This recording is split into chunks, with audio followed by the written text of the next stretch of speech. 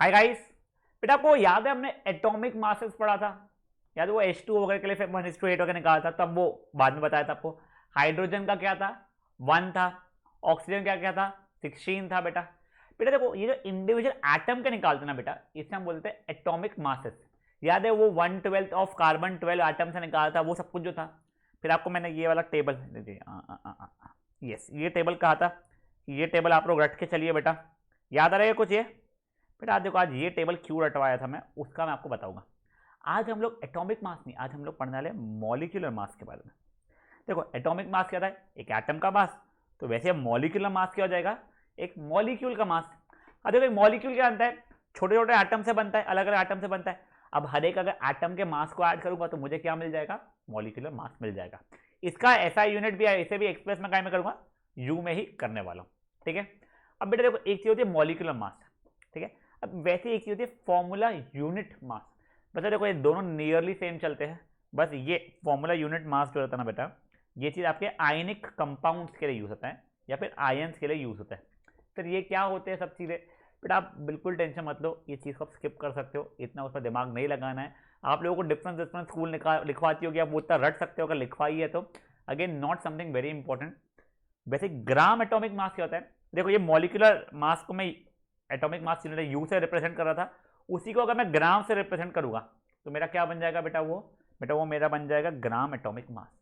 ये वाला gram atomic mass वैसे अपन ज्यादा यूज करने वाले मोल कंसेप्ट में, जो इसके बाद में नेक्स्ट लेक्चर में पढ़ाऊंगा। आप इतना टेंशन इन चीजों का मत लीजिए बेटा।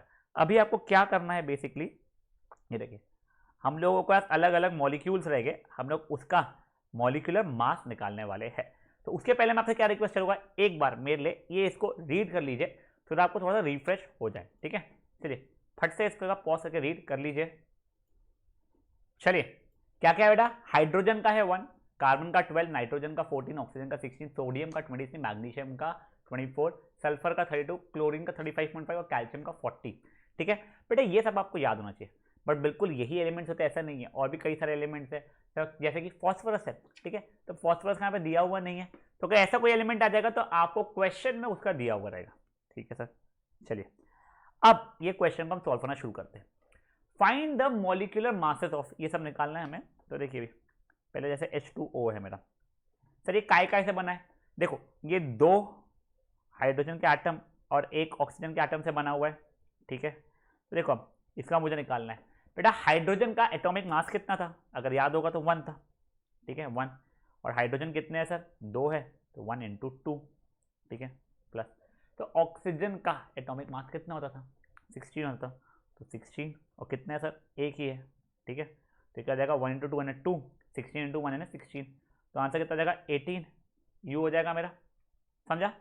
वैसे ही अब आप लोगों को HNO3 का निकालना है, CaCl2 का निकालना है।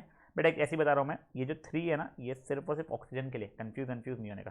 ठीक है, उसका निकालना है, और CH4 का निकालना है। आप पहले इतने से पॉज करके मिले सॉल्व कर लीजिए। चलो देखिए HNO3, H का होता है 1, उसका एक ही था। नाइट्रोजन का होता है 14, उसका भी एक ही था। ऑक्सीजन का होता है 16, उसके थे 3। तो कितना हो गया सर? 1 plus 14 plus 16 32 48। ठीक है, तो ये कितना हो गया बेटा? 63 यूनिट हो गया है मेरा।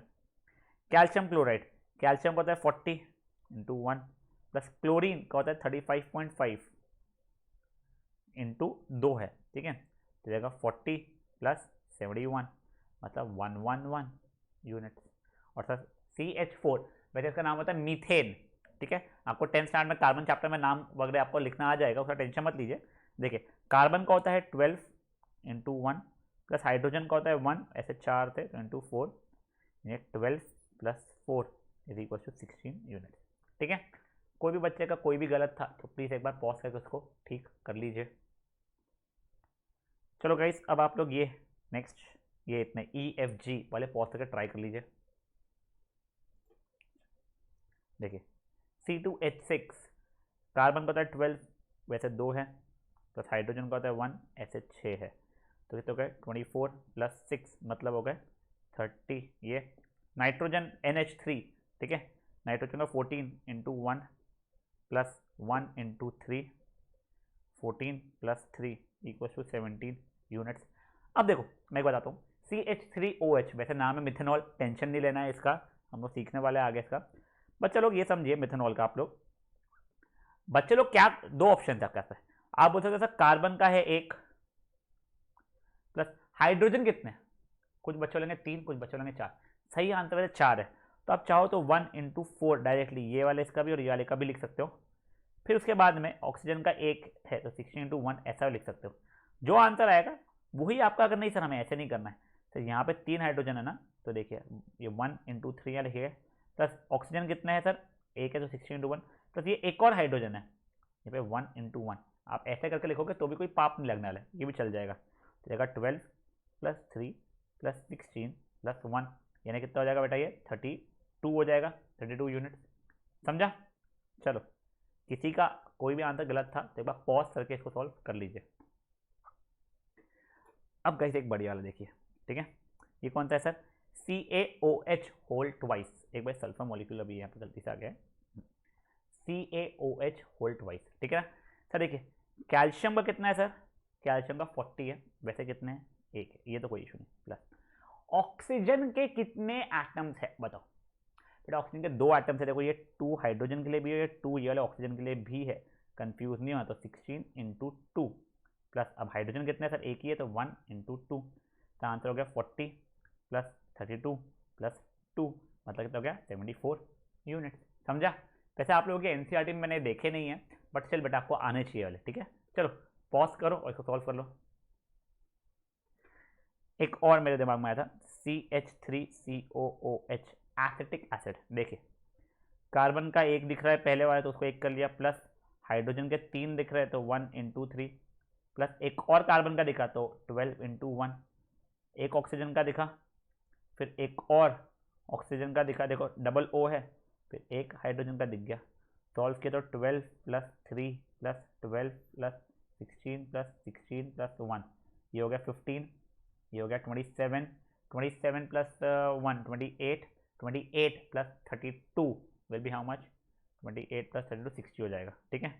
अगर मैंने कैलकुलेशन गलती नहीं किया तो इसका आंसर मेरा 60 यूनिट्स आ जाएगा, ठीक है। गलती किया तो प्लीज़ ठीक कर लीजिएगा, वैसे मेरे को दिख नहीं रही है, हो सकता है हो गई हो, ठीक है। तो ये वाला भी एक बार लिख लीजिए बेटा। Now guys moving to the next one.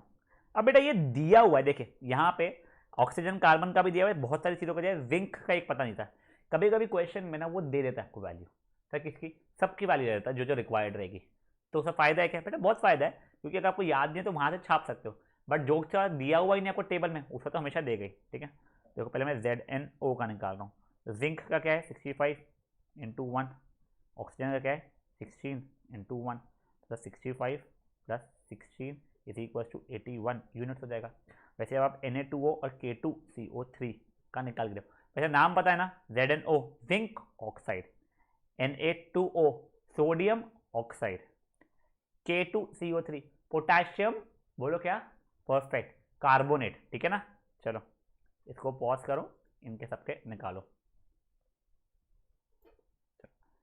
Na2O यानी क्या हो जाएगा 23 इंटू 2 प्लस 16 इंटू 1, यहाँ सर 46 प्लस 16 मतलब ये 62 यूनिट्स हो गया है। फिर K2CO3 का मतलब क्या हो जाएगा, K की वैल्यू कितनी दी हुई है यहाँ पे 39 दी हुई है, इंटू 2 प्लस कार्बन की मुझे याद है 12 इंटू 1, ऑक्सीजन 16 इंटू 3, ये जाएगा 78 प्लस 12 प्लस 48, 13 18 प्लस 1 8 9 13, तो आंसर हो जाएगा 138 यूनिट। सिंपल। चलो कोई मैच नहीं हुआ है तो प्लीज़ पॉज कीजिए, सॉल्व कीजिए। नेक्स्ट वन गाइस, अब देखो गाइस ये बढ़िया है, इसमें थोड़ा दिमाग लगाना पड़ेगा आपको, ठीक है ना। देखो find the molecular mass of, ये अलग अलग दिया हुआ है, यहाँ पे फॉस्फोरस का 31 होता है, पहले बता दिया, ठीक है। नाइट्रोजन मॉलिक्यूल, बेटा अब देखो नाइट्रोजन मॉलिक्यूल, अब आपको एटॉमिसिटी पता होनी चाहिए, एटॉमिसिटी क्या थी उसकी, क्या थी नाइट्रोजन की, बेटा 2 थी, मतलब वो किसका मांग रहा है, N2 का मांग रहा है। नाइट्रोजन का होता है कितना, आई थिंक 14 था हमारे नाइट्रोजन का, देख लेते हैं एक बार, यस नाइट्रोजन का 14 था, तो 14 into 2 is equal to 28 unit. समझा? वैसे ही बचे के बचे पूरे कर सॉल्व करो फटाक से पॉज करके। देखो गाइस ऑक्सीजन गैस बोला है उसने, वो कहता है O2 मतलब 16 इंटू 2 मतलब 32 यूनिट। सल्फर मॉलिक्यूल याद करो S8, याद है ना आप लोगों को, सल्फर का 32 है इंटू 8, देख रहे सल्फर का दिया हुआ है नहीं दिया हुआ है, सल्फर का 32 है, ठीक है। वो कितना हो जाएगा 16 प्लस 1 24 18 25 256 यूनिट्स। फॉस्फरस मॉलिक्यूल यानी P4, देखिए P का 31 यहाँ पे दिया हुआ है, 31 इंटू 4 जाएगा 124 यूनिट्स। ओजोन मतलब होता है O3, वो कितना जाएगा 16 इंटू 3 मतलब 48 यूनिट्स। समझाए बेटा? कोई भी आंसर का मैच नहीं हुआ था तो अगेन एज यूजुअल पॉज कीजिए, सॉल्व कर लीजिए। चलिए गाइस यहाँ पे हम लोग आज का सेशन खत्म करते हैं। नेक्स्ट सेशन में हम एक चीज़ समझने वाले, मोल। मोल क्या होता है, उसके ऊपर के न्यूमेरिकल्स को कैसे सॉल्व करना है, क्या है वो सब चीज़ें अपन कल देखने नेक्स्ट लेक्चर में देखने वाले। बट गाइस प्लीज़ यहाँ के जितने थे आप लोगों को अगर कोई भी नहीं समझा है तो आप एक तो मुझसे पूछ लीजिए, और अगर मान लीजिए आप लोगों को ये टेबल याद ही नहीं है तो ये टेबल जरूर याद कर लीजिएगा मोल कंसेप्ट के लिए, वरना मज़ा नहीं आएगा क्वेश्चन सॉल्व करने। ठीक है, चलिए नेक्स्ट सेशन में मिलते हैं, बाय गाइस।